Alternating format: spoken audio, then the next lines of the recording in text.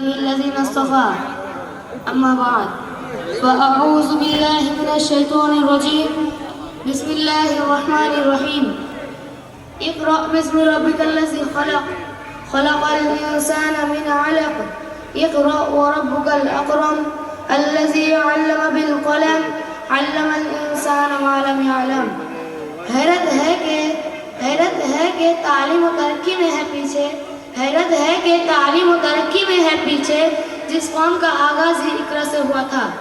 সম্মানীয় শিক্ষক মহাশয়গণ এবং প্রিয় জিম্মেদারগণ ও আমার সামনে উপস্থিত বাংলার বিভিন্ন প্রান্ত থেকে আগত দিনী ভাতৃবৃন্দ, আসসালামু আলাইকুম ওয়া রাহমাতুল্লাহি ওয়া বারাকাতুহু। আজকে আমার জন্য গৌরবের বিষয় যে আমাকে বিশাল দুনিয়ার মুআজ্জাম মক্তবের বাৎসরিক জলসায় ইলমের গুরুত্বের উপরে বক্তৃতা করার সুযোগ দেওয়া হয়েছে। আল্লাহ আমাকে এই নির্ধারিত বিষয়বস্তুর উপরে বলার তৌফিক দান করুন, আমিন। প্রিয় দিনী ভাইরা, ইলম একটা অনেক বড় সম্পদ। ইলম সর্বদা মানুষকে সম্মান ও মর্যাদা দান করে। আমি জানতে চাই ওটা কোন জিনিস ছিল যার মাধ্যমে হযরত আদম আলাইহিস সালাম ফেরেশতাদের থেকে উত্তম মর্যাদা পেয়েছে। ওটা কোন জিনিস ছিল যার দ্বারা আল্লাহ তাআলা মানুষকে নিজের খলিফা বানিয়েছেন। ওটা কোন জিনিস ছিল যার দ্বারা মানুষ সৃষ্টি হতে সর্বোত্তম হয়েছে। অবশ্যই সেটা ছিল ইলম। যখন আল্লাহ তাআলা কোরআন অবতীর্ণ করেন তো সর্বপ্রথম ওই আয়াত অবতীর্ণ করেন যা সম্পর্কের সাথে প্রথমে লেখাপড়া কলম কিতাবের কথা বর্ণনা করে তিনি ইলমের গুরুত্বকে পরিষ্কার করে দিয়েছেন।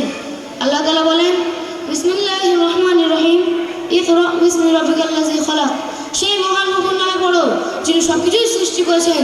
তিনি মানুষকে জমাট বাঁধার থেকে সৃষ্টি করেছেন, অর্থাৎ পড়ো, তোমার প্রভু সবচেয়ে বেশি রহমকারী, যিনি কলমের মাধ্যমে শিক্ষা দিয়েছেন এবং মানুষকে ওই সমস্ত কিছু শিখিয়েছেন যা সে জানতো না। সূরা আলাক আয়াত নম্বর 1। ইলমের গুরুত্ব এই আয়াত দ্বারা পরিষ্কার হয়, যার মধ্যে স্বয়ং আল্লাহ তাআলা হযরত মুহাম্মদ সাল্লাল্লাহু আলাইহি ওয়াসাল্লামের মাধ্যমে সমগ্র মানুষ সমুদায়কে ইলমের মধ্যে বৃদ্ধি দেওয়া শিখিয়েছেন। আল্লাহ তাআলা বলেন, আপন রবের কাছে ইলমের মধ্যে বৃদ্ধি দোয়া করো। সূরা তাহা আয়াত নম্বর 14।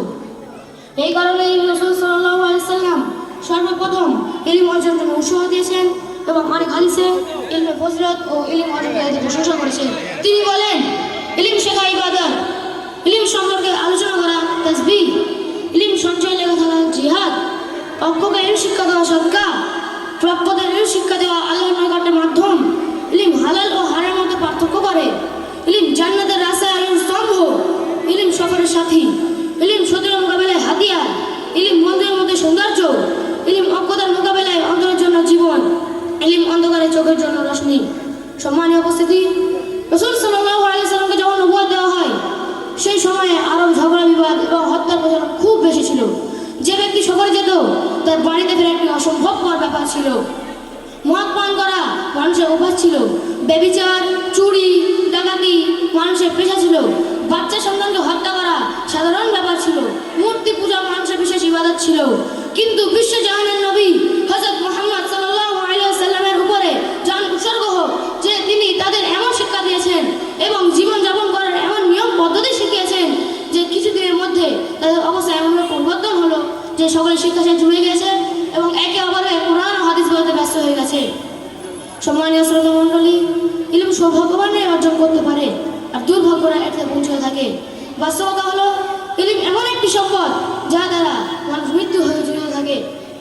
একটি হাদিসে রাসূল সাল্লাল্লাহু আলাইহি ওয়াসাল্লাম ইরশাদ করেন, যখন কোনো মানুষ মারা যায় তার আমল বন্ধ হয়ে যায়, কিন্তু তিনটি আমল এমন আছে যার সাহসে পেতেই থাকে। তার মধ্যে একটি হলো যে মৃত ব্যক্তি এমন উপকৃত ইলম ছেড়ে গেছে যার দ্বারা মানুষ উপকৃত হচ্ছে। মোট কথা, ইলমের অনেক গুরুত্ব আছে, তাই আমাদের উচিত ইলম অর্জন করা ও ইলমের রাস্তায় এমন কিছু কাজ করে যাওয়া যা দ্বারা দুনিয়াবাসী উপকৃত হতে পারে। আল্লাহ আমাকে এবং আপনাকে এবং সমগ্র উম্মত মুসলিমাকে ইলমে দ্বীন অর্জন করার তৌফিক দান করুন। इस दौर में तालीम है अमराज़ मिल्लत की दवा, इस दौर में तालीम है अमराज़ मिल्लत की दवा, है खून फसाद के लिए तालीम इसमें नस्तर। आखिर दावाना अनिल हम्दुलिल्लाहि रब्बिल आलमीन। अस्सलामु अलैकुम व रहमतुल्लाहि व बरकातुहू। ওয়ালাইকুম আসসালাম ওয়া রাহমাতুল্লাহি ওয়া বারাকাতুহু। মাশাআল্লাহ, জাযাকাল্লাহু খায়রান জাযা। ইলমের গুরুত্ব ও তার প্রয়োজন